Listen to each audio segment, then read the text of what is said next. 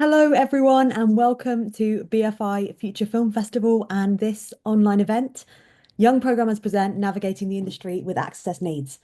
My name is Jess Painter. I'm one of the BFI Film Academy Young Programmers, and I helped to curate this session alongside my fellow young programmer, Phoebe Emiara. We wanted to curate this event after discussing our own experiences of navigating screen industries as young neurodivergent creatives. Phoebe shared that she'd found attending workshops and events focused on accessibility in the screen industries really beneficial. So we wanted to deliver our own event for future film festival audiences, looking at how disabled and/or neurodivergent creatives can advocate for and protect themselves in what can be a very inaccessible industry. We also wanted to share some insight on how young filmmakers can make their working practices more accessible and navigate entry positions in film and TV.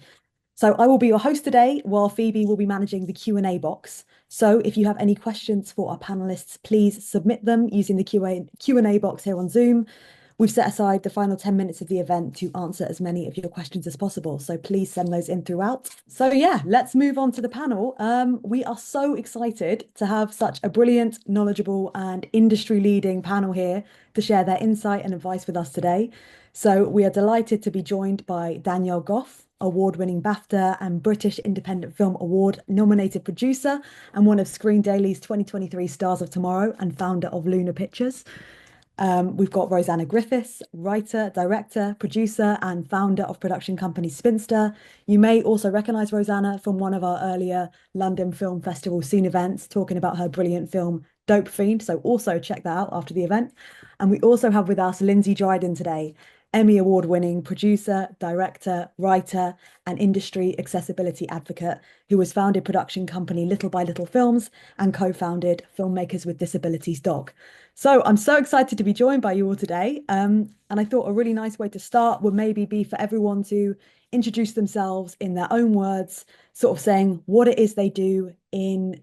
I'm just seeing about slowing down. I will slow down my speaking. I'm sorry about that.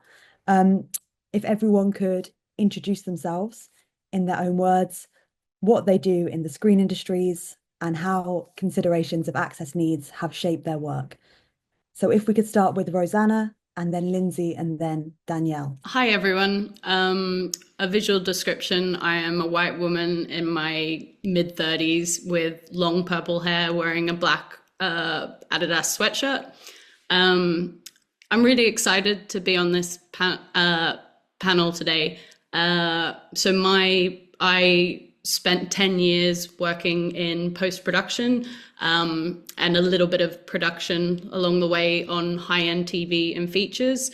And then in the last 2 years, I've been at a point where I'm gratefully able to transfer my career to be focusing full time on my creative projects after making a few short films. And now I've got a feature in development, a TV series in development, and I'm in kind of interviews for directing TV projects that are not mine, that are other people's. So I'm really looking forward to talking some more about that.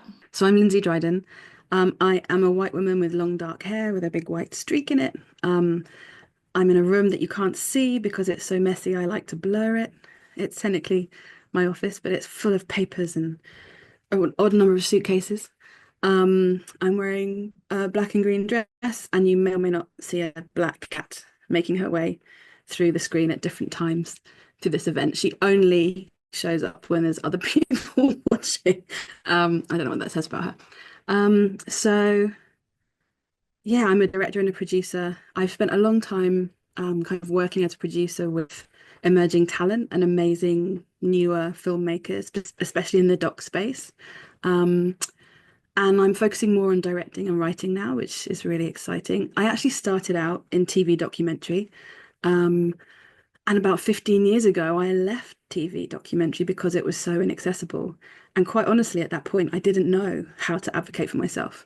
And through kind of quick community in the film industry and through meeting friends and colleagues and working a lot on stories about bodies, because that's what I'm interested in many ways, I met an amazing community of fellow deaf, disabled, neurodivergent filmmakers. And together I've learned from them, we've learned from each other. And so, yeah, we started an organization called FWD-Doc, Filmmakers with Disabilities. Complicated. We kind of want to call it disabled filmmakers. The name is old. The way that we think about ourselves changes.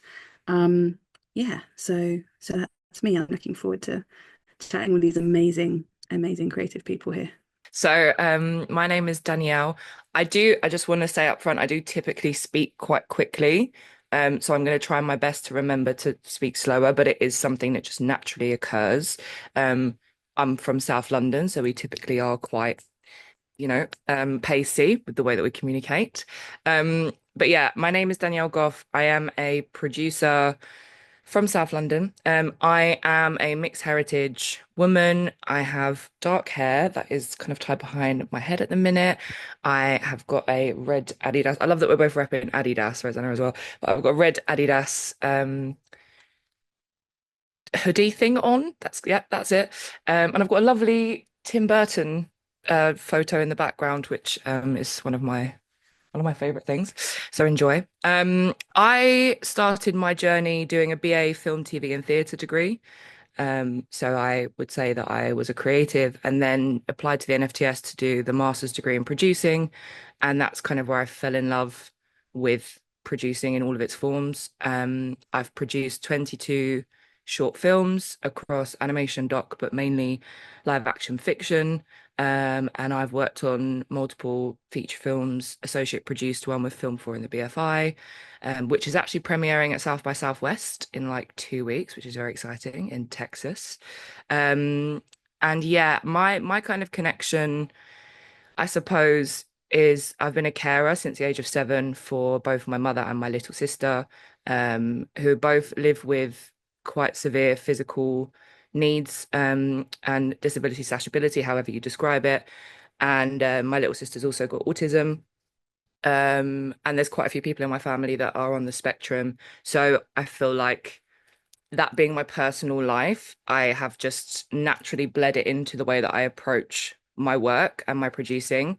And I'm working with quite a few filmmakers at the minute that do have both physical and neurodivergent needs.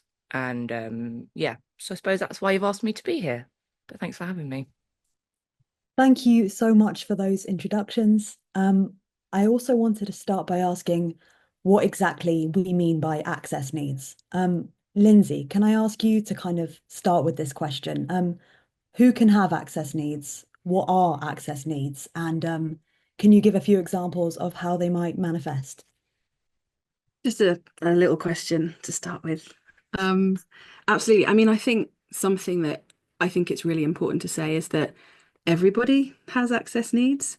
Everybody has needs, and typically we have a lot of these conversations, and we have to do a lot of work around making our film industry accessible for us because it's been built in a way that, makes space for non-disabled people, neurotypical people, but everybody's got needs that they bring to their work. It's just the environment is generally built to kind of, make it accommodate folks with particular kinds of bodies. So that's sort of always the place that I start. And, access needs can range from needing a space for your service dog to needing things to be planned and prepared in advance, needing the time to prepare, needing a quiet space, needing somewhere to rest, needing something, needing a production to have more space and time in it, so that you can communicate with a range of different people.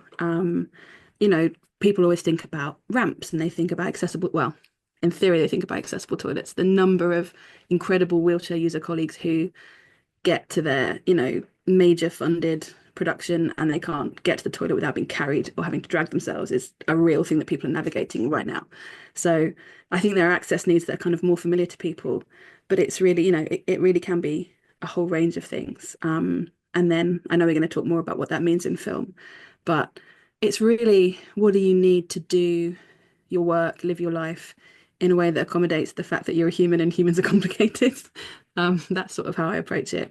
And I also really appreciate when we sort of talk about the need itself, rather than people feeling they have to kind of volunteer a diagnosis or medical information. People absolutely can, but it's also private and they don't have to. So I really like focusing around what an access need is and kind of working with how we can change the structure. And that is the point from my point of view. It's not about an individual who needs something that's problematic. It's that we've built a structure that's pretty inaccessible for a quarter of the population. So how can we make that quarter of the population welcome to do their work and live their life in the same way as someone for whom the environment is already kind of easy to access?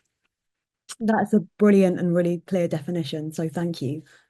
Rosanna, I want to move on to you and ask how my access needs manifest specifically on like a set/production environment. What sort of things might come up? What should emerging filmmakers be looking out for? Yeah. Yeah, and sorry I didn't address before my reason that I'm on the panel.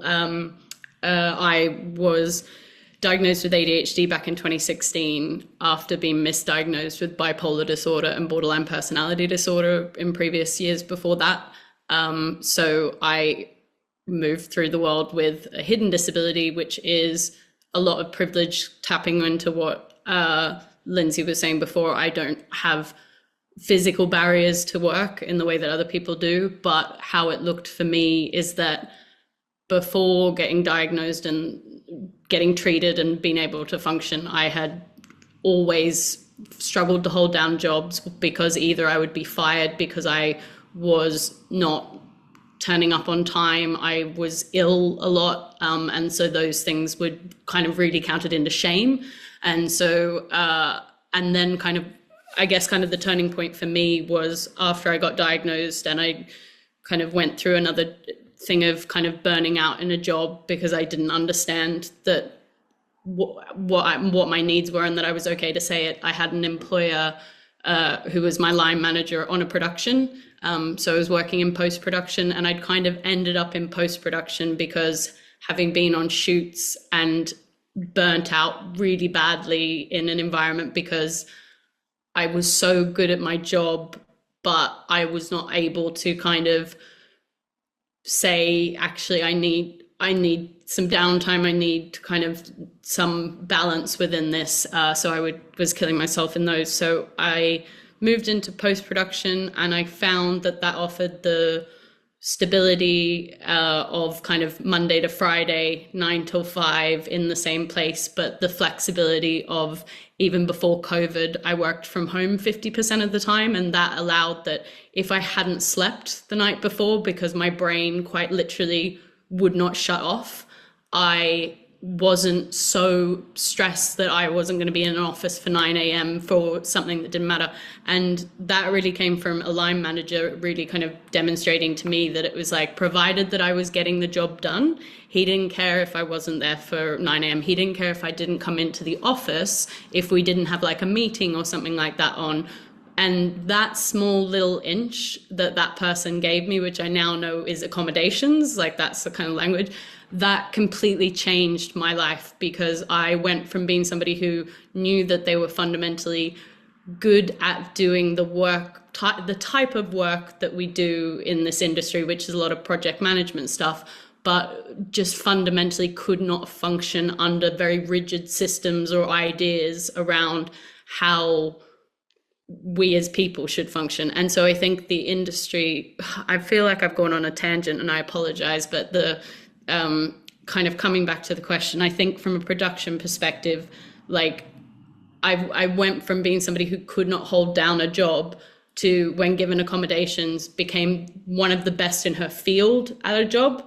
Like, and that was a real kind of shock to me of like, this is what's achievable when I'm given accommodations. So then as I moved into being a line manager for other people, I then had to be really on it in terms of like sitting everybody I worked with down when they started and having a chat around how do you work best and what are your needs around these things. And, you know, like Lindsey was saying, I've had a beautiful production where I had two mothers who were assistant editors. So I got them set up with a system at home so they could come in if they needed to get out of the house and be away.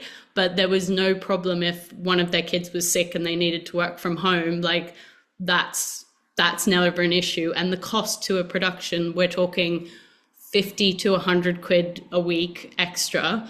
And whilst money does add up, I think that we have to, as line managers, when we're putting together our budgets, be thinking about those things before committing to that. So yeah, sorry if I went on a tangent. Not at all. And that's a really important thing to raise, I think, that thinking about budgets and also actually thinking about flexible working, as I'm going to ask a bit later about working freelance and how you can manage working flexibly, I suppose, and kind of having to manage your own time.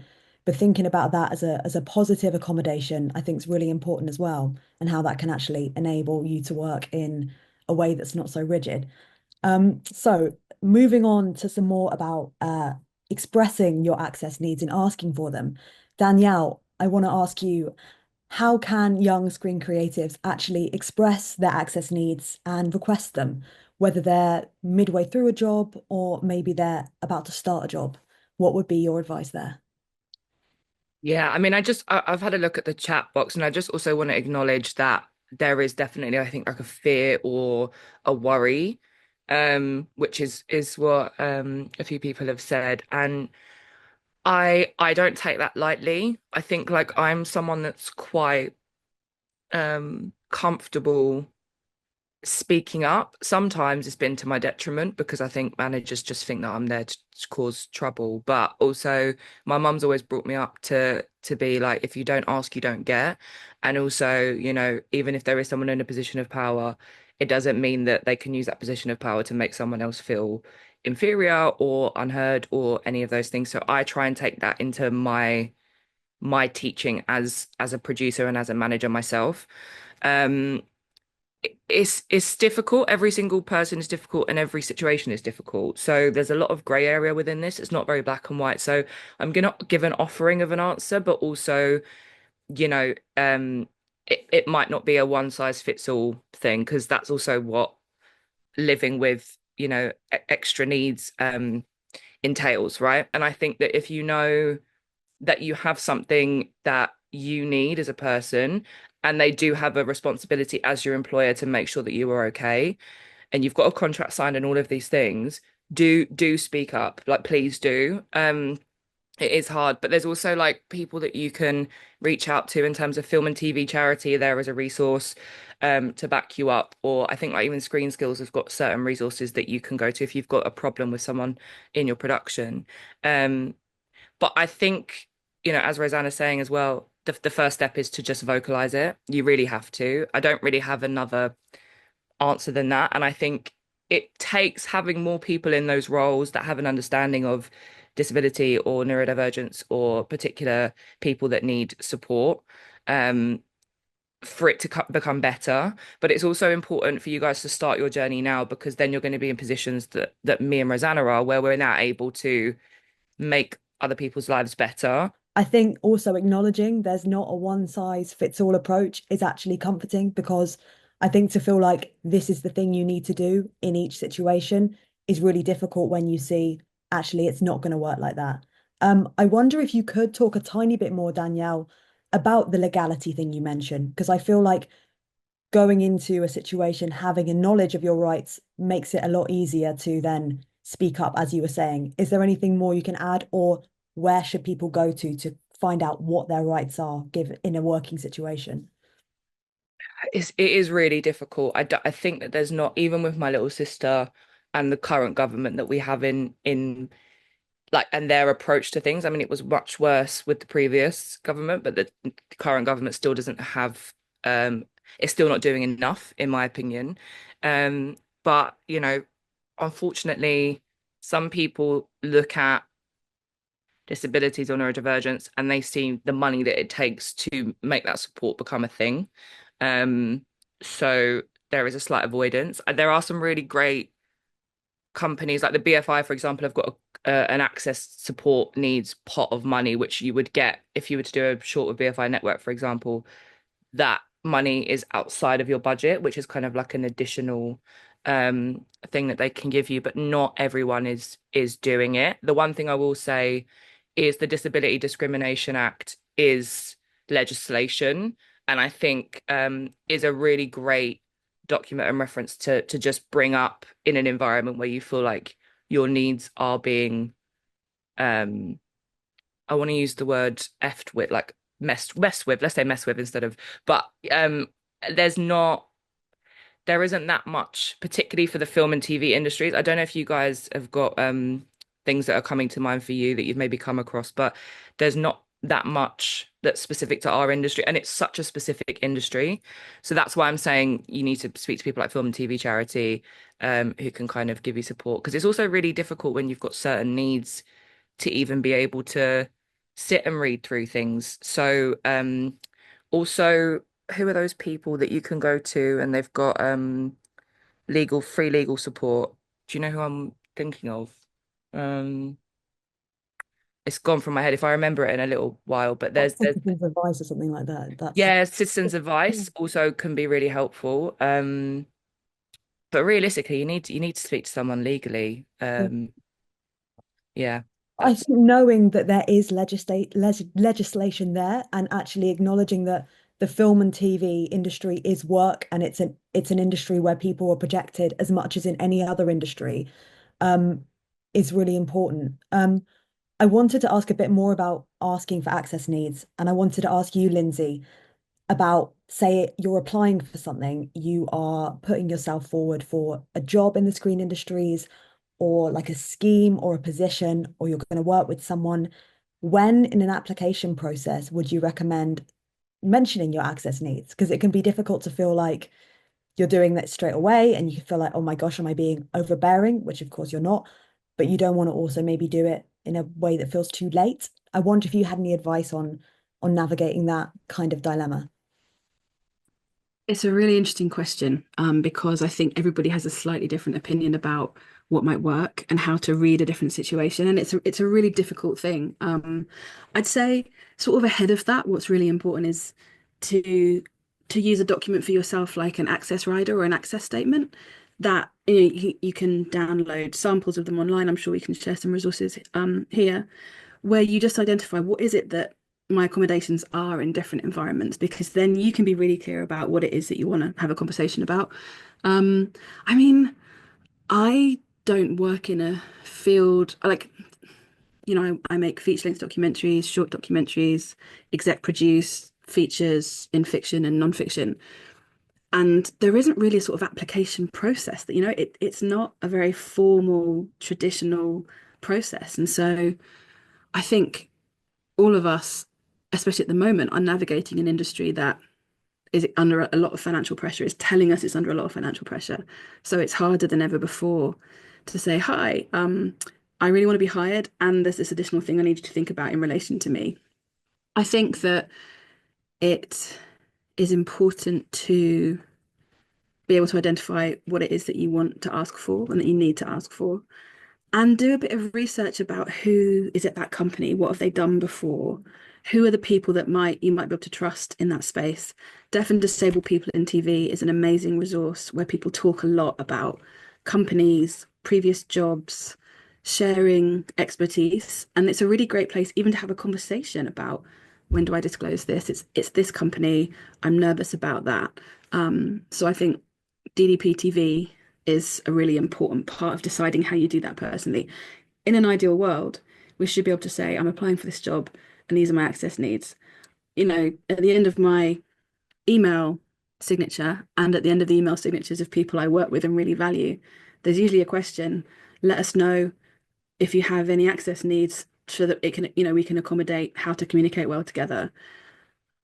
I think looking out for who might be your allies while we're all doing this and while we're all trying to, kind of move careers forward is really important. But also in this process, I think the thing that's been most impactful probably for all of us is sort of finding your people, finding the people you trust who have shared experiences.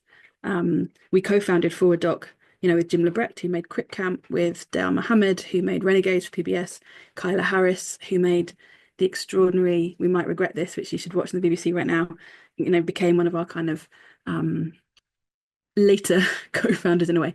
And it's through talking to each other and recognizing how can we work with that company? How can we make good decisions?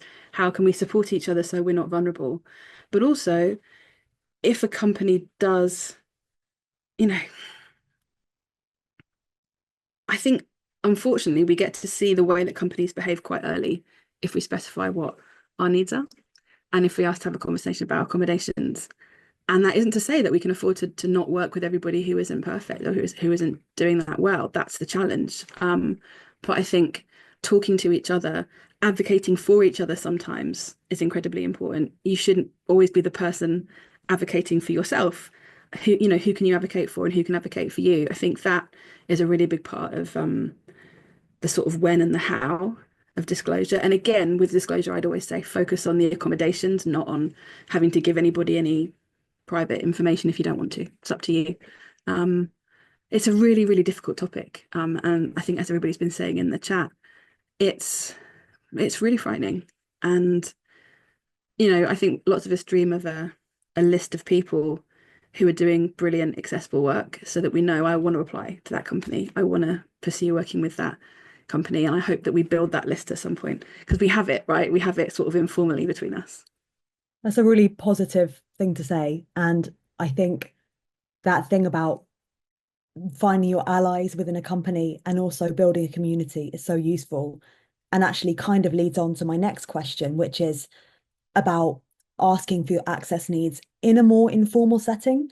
I think lots of the people who may be attending today may be working on like student projects, on projects where they're meeting people on Instagram, they're lower budget, there's not a huge production team.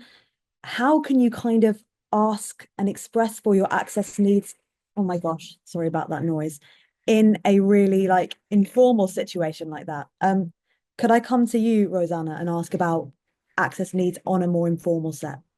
Yeah, I think that the beauty of the generation who are coming through, who I assume are most of the people in this chat, is that even though it might seem like it's difficult to talk about this stuff now, you are at a point when I think you, especially if you're working on something that is either like low pay, no pay, it's, you're collaborating with each other and you are trying to collectively build your careers. So I think that it's really important to kind of understand that that is kind of part of the process of being able to say, I'd really love to do this project. I have some accommodations. These are the things that would be great to work around.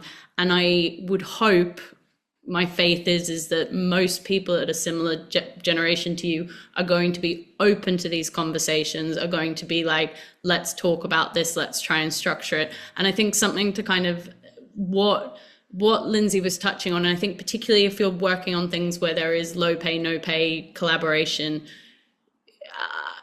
you work out who your people are. And if you're working with people who are the minute you bring up accommodations, kind of go, oh, they're probably not your people. And I know I know it's hard because I think I remember being at the early point in my career and feeling like I needed to fit into whatever that production needed me to be.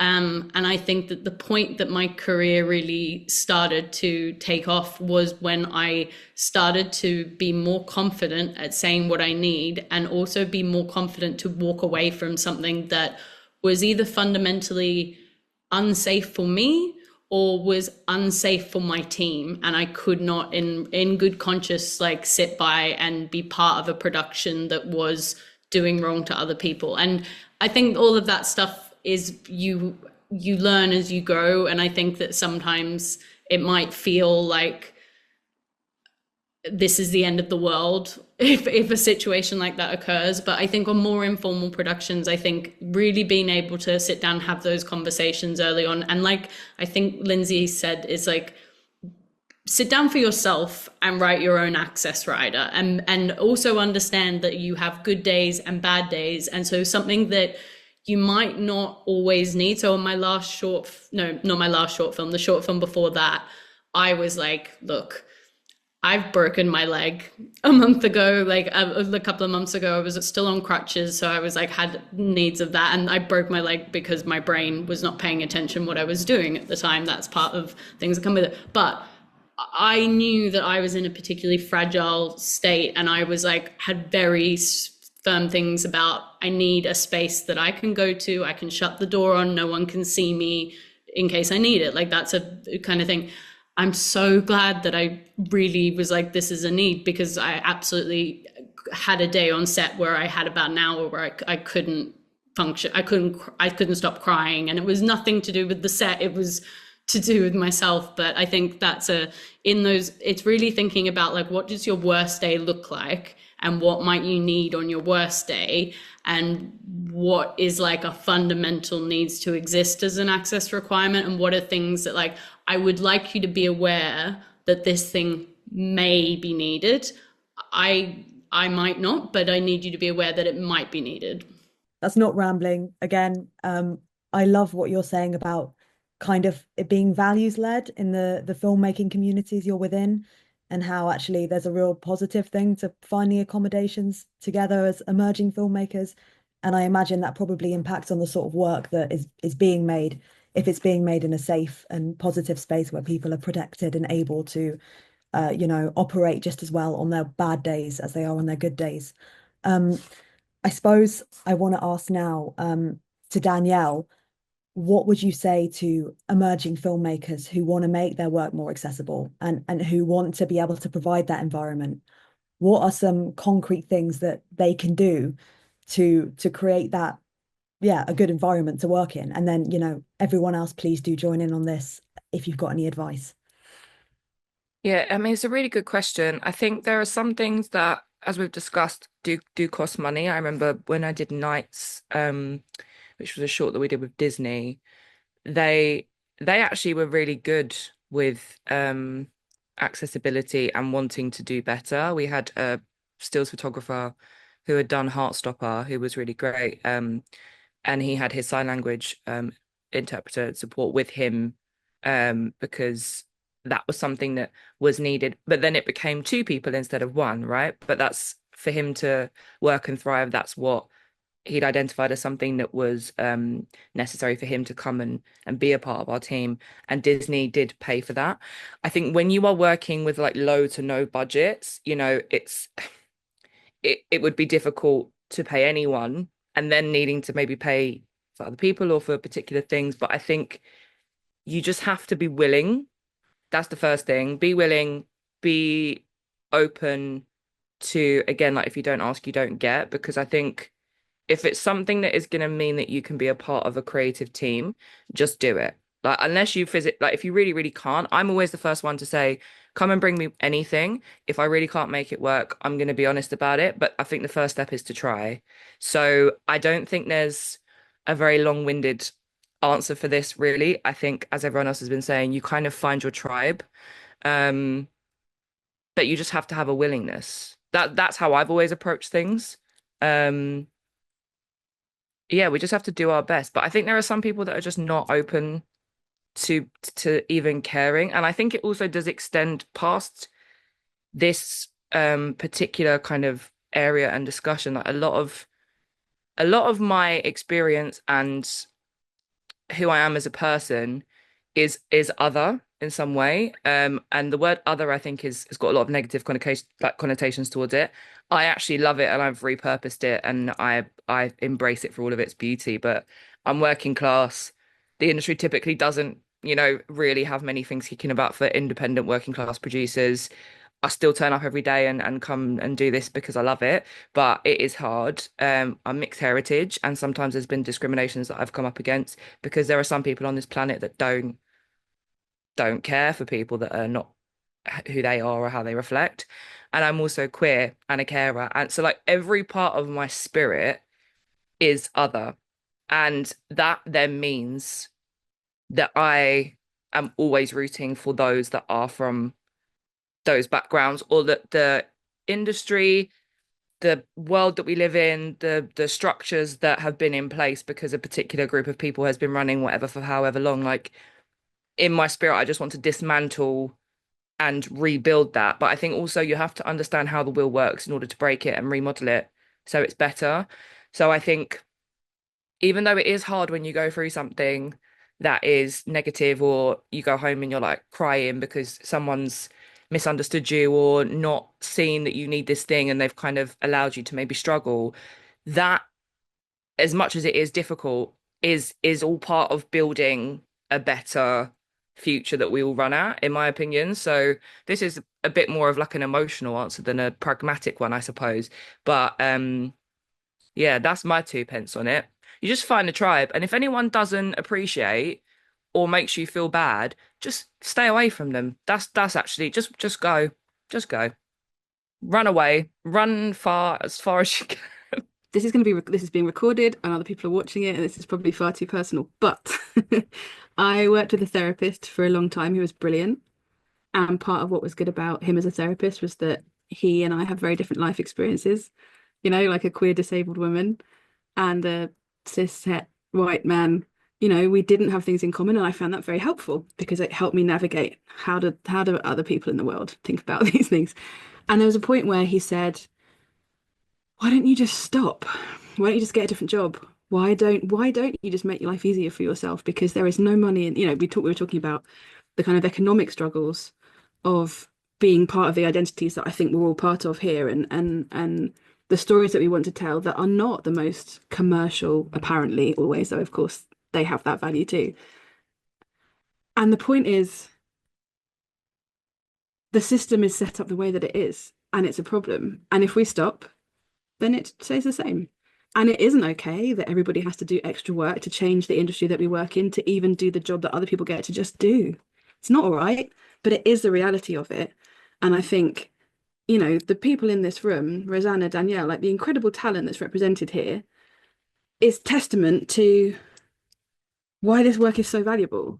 And so I'm not saying any of it's easy.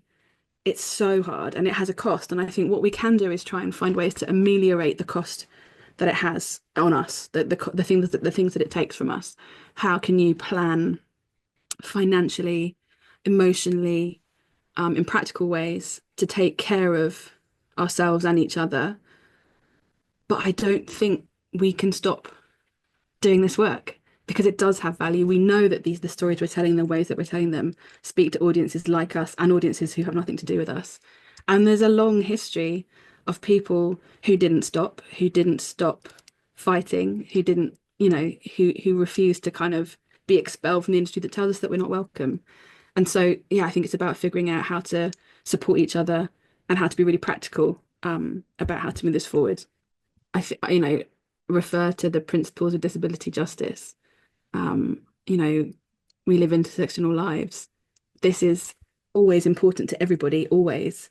We are not independent, we are interdependent. How can we, things are changing and they're moving backwards and people are fighting harder against us. But I just, in the same way that you described, Danielle, like you are who you are and that has value. And I think we have to keep reminding ourselves and each other that we have value. So yeah, we shouldn't have to battle in the ways that we do, but we are making change. That's again a really positive answer. And I think that thing of being values led, and Danielle, what you were saying about turning up with willing, I think that's so important. I suppose I want to move on now to kind of a more negative scenario, I suppose. What can you do if you're on set or you're in a production and you feel like your access needs aren't being properly met? Also, kind of within this, what can you do if you see you have concerns about accessibility on a production? Maybe not for your own needs, but for someone else's or in general. Who should you go to and when, and sort of whose place is it to say? I appreciate that's loads of questions, all in one.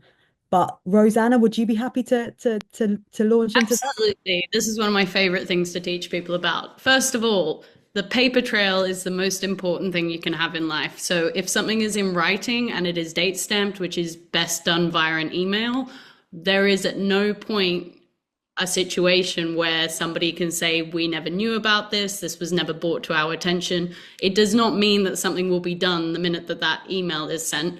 But I think that any conversation you have with a producer, so the producer is fundamentally mostly top line HR person functioning in a set environment, you should be having that conversation with your head of department or with the producer, whoever it's appropriate with, and then you should be following it up in writing, recapping what was discussed, what your concerns are, and what you fear something leading to, whether that be you needing to quit or something like that. But just that paper trail is the number one most important thing, and really understanding that if you report something and nothing's done about it, you escalate it in the next sense of going, it's been a week, this thing hasn't changed, this situation's still occurring. Like, I feel that there is like a problem here that is going to result in my brain's just gone melting. I think that's my addition to it, is basically Escalation. Sorry to just jump in. Yeah, Yeah, please. like escalating. But another thing to say that's really, really good emails, writing. I'm an Aquarius. I love a receipt personally. Like, if serious, honestly, but witnesses are also very important, because that person, that line producer. I will not say his name, but he knows who he is. And I had a situation where he just came into the production office. The second AD was there, my APOC was there, and he just kind of like erupted. And I was like, thank goodness, because you've been doing this to me on my own and cornering me. And now everyone else has seen your behavior because you don't like me, because I am actually making suggestions on how to make our disabled second AD's life easier because she has physical needs. And you're like, oh, let's wait until she complains. No, we're not going to wait until she complains. Let's make sure she's good on the front end. Like, you have a hotel room sitting there for free. This woman is driving for 2 hours in and 2 hours at home, and she's doing the longest days because the cast are the ones for in. Do you know what I'm saying? Like, this is just human nature. It's not even a thing where it's like we're penny pinching here. Just be a human and care about other people's lives. You can tell I still get really angry about it. I've seen some stuff, guys. It's not a good time. But yeah, I just wanted to say, like, witnesses are important, because I think also for someone that, like, I've seen my little sister go to work and have conversations with her boss, and because of her autism, she can get quite flustered, or she can forget things sometimes, or sometimes she'll try to communicate something, but it might come out quite jumbled because she's in a stressful situation. And like, having someone with you to also be like, I also watched this happen, and as a third party person, I can be there to support if you were to need it, is really, really important, because I think when your like emotions are involved, but also you have a brain that works slightly differently to neurotypical individuals who might be able to be quite clear with their responses to you, that could be really, really stressful. So to have a trusted person if it's appropriate, and if you feel like, it's going to be helpful to you. That's really great practical advice. Lindsey, do you have anything to add to that? I mean, I think it's all such good advice. I think that in the ways that we can, also talking to the kind of disability film advocacy organizations that are out there, because a lot of the work that we do as Forward Doc is to go into productions, go to film festivals, go to production companies, awards bodies, and ask them to do things differently. And it's more straightforward to ask when it's, when you're a kind of an organization. That's why we're an organization and not just individuals kind of trying to push this work forward. And so, talk to DDP TV, talk to Forward Doc, ask people to be involved in advocating for you sometimes, because that can involve a lot more progress, and it takes a lot less out of you as an individual. But again, I think what you said about having someone who you trust with you is super important, who can, advocate for you in those moments where it is really emotional or really difficult. And yeah, but we are a community. We're a disparate community. We are an intersectional community. There's a lot going on. But who can you bring with you? And also, I think we should talk about these things.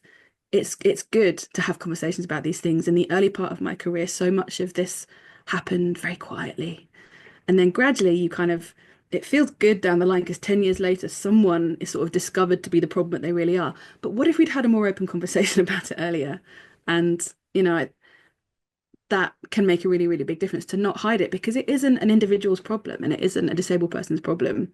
We have a structure that is broken and discriminatory in so many different ways. So let's not pretend that companies are doing better than they are.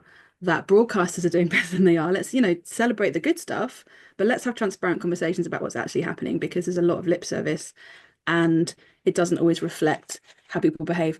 And the one last thing I'd say is that my experience, lots of the people who are the worst at this are the ones who really want to be seen to be brilliant, and who really, have enormous egos and want to be recognized.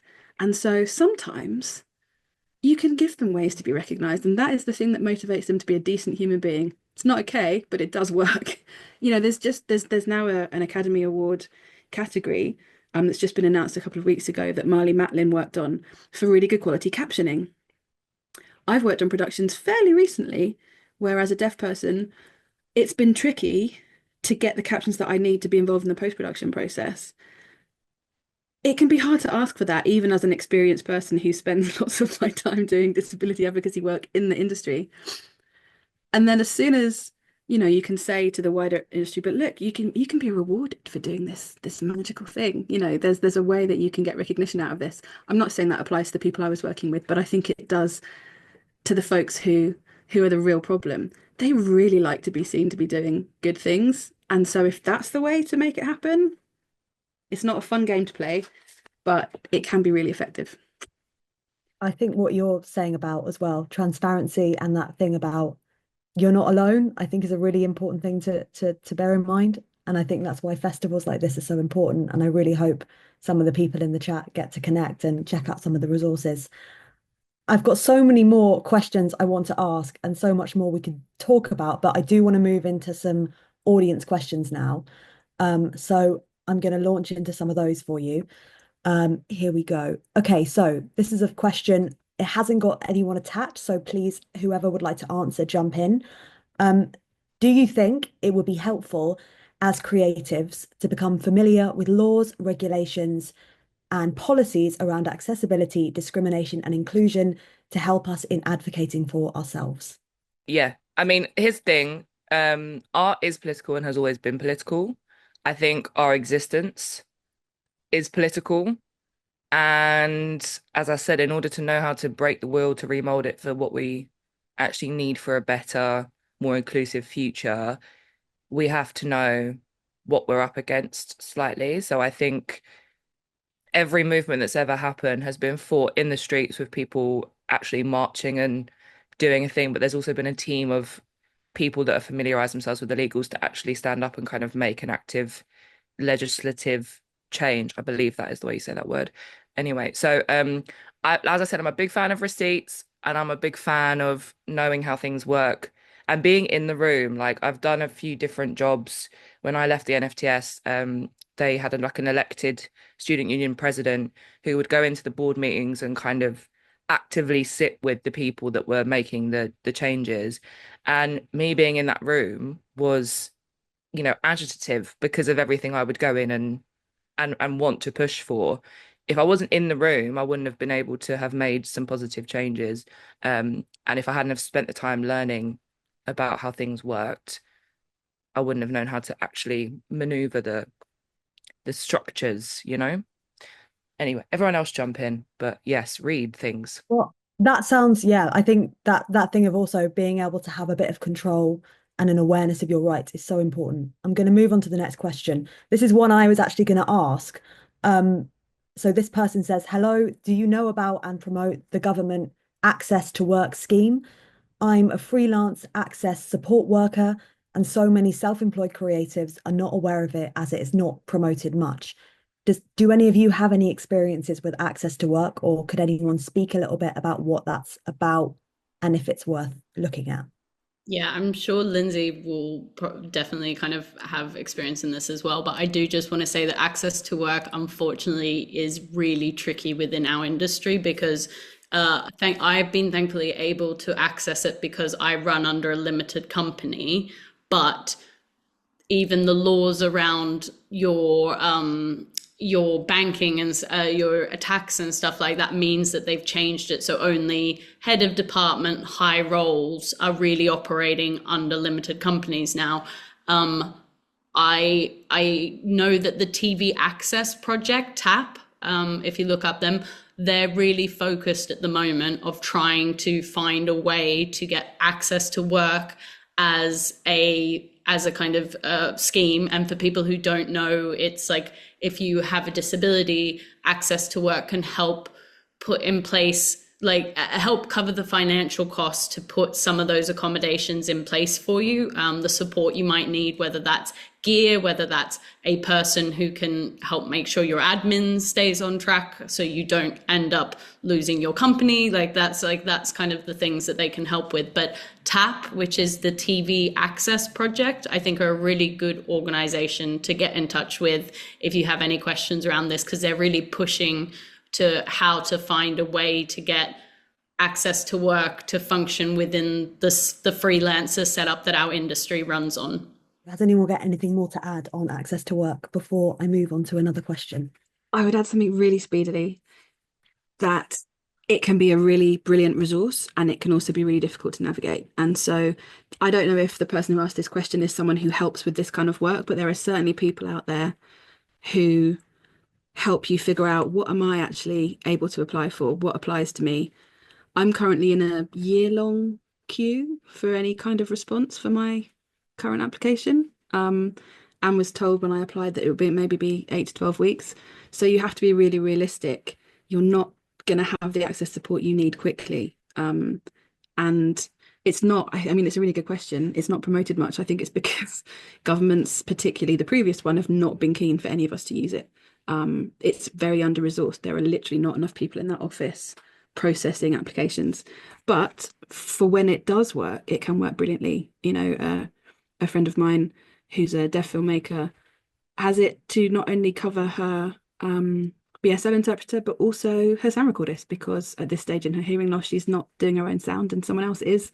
And that is an access need. You know, that's an accommodation, and that's a really exciting thing. So we just, you know, there's good stuff, but it's a problem too, and it needs more resourcing. I've got a question here from someone who asks, how can we develop trust with production companies? Do they trust disabled creatives, do you think? It's a really difficult question to answer. A lot of production companies as well don't really have like an open door policy. So I think you only really get to know how they are and how they operate if you are employed to work on one of their productions. And even then, it's like the execs in the office are not always the people on the ground. So I don't think it's possible to answer necessarily. I don't know if you guys have got, but you know, trying things and figuring out if you like them, it's like trial and error slightly. I think that's the only way I would suggest working with anyone and collaborating with anyone. That's how I do it. But Yeah, I would add to that. And I would also say that what I do try to do, and I have blacklisted some companies, I will never work with them again, kind of thing, because of situations I've been involved in.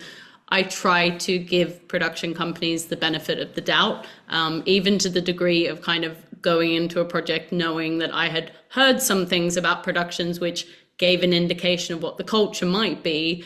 I still was like, I will give them the benefit of the doubt, but I also made it very clear to them that if anything like that was pulled on my production, I would be leaving the job. And thus they played out exactly as they thought. And it is that trial and error. But I think people have a desire to do well around accessibility. There is a kind of collective, like a desire to do that. The practice side of it, not great always / most of the time, but I think really kind of being able to go into something and be like, I hope this is going to work out, but I am wary of what to look out for as signs for when the culture might not be aligned with my values. and I think just to add to that, final point is like speak to each other. If you have got a community of people that are living with disabilities and access needs, like just talk. The amount of things I've heard and then have clocked a thing because we just in a trusted group, you don't be putting it online or anything because, you know, then you're putting something in writing and they could come down hard on you. But yeah, just make sure you speak to each other and share resources, share information, and just protect each other and support each other and advocate for each other, because sometimes it's really hard to stick up for yourself, but I think it's easier to stick up for other people. So yeah, be safe out there. That's great advice. Um, this is a question from someone who says, "Hi, I'm an ND film production educator at a school in the southern US that caters to ND students, including those with autism/ADHD. What advice/tips/tools do you have for my students that are preparing to enter the film industry as acceptance and tolerance seems to be declining in the US?" I'm so sorry for what you're dealing with in the US at the moment because I don't think it's great here, but I think that a government actively taking aim at DEI is scary. It's incredibly scary. It's scary to watch it from here. I guess kind of a big thing I think is also if you have students and you're looking to inspire them. Was that the question? I couldn't see it in the Q&A. So the question is, any tips for this person's students as they prepare to enter the film industry, in that, I suppose, setting of reduced acceptance and tolerance? Yeah, I think being able to identify what skill set you have, like, and I think Lindsay touched on this at the start of kind of being like, you're not going to be the best at everything. And so what are the skill set that you're really good at that could potentially even pay the bills on the way to a creative career? And I think that's a really big thing within accessibility is that I don't think anybody on this chat, like we have not had linear careers in the same way that some of our peers who haven't had barriers have. And that is a real thing to understand, that careers are rarely ever linear, and that you kind of need to work out where you can psychologically be safe and earn some money while you train or gain experience towards something that you might want to do. And it is heartbreaking to go, oh, I'm not going to be able to kind of just do that thing and do that. But actually, I've ended up becoming such a better filmmaker for spending 10 years in post-production. Like it's given me a skill set. And that skill set came from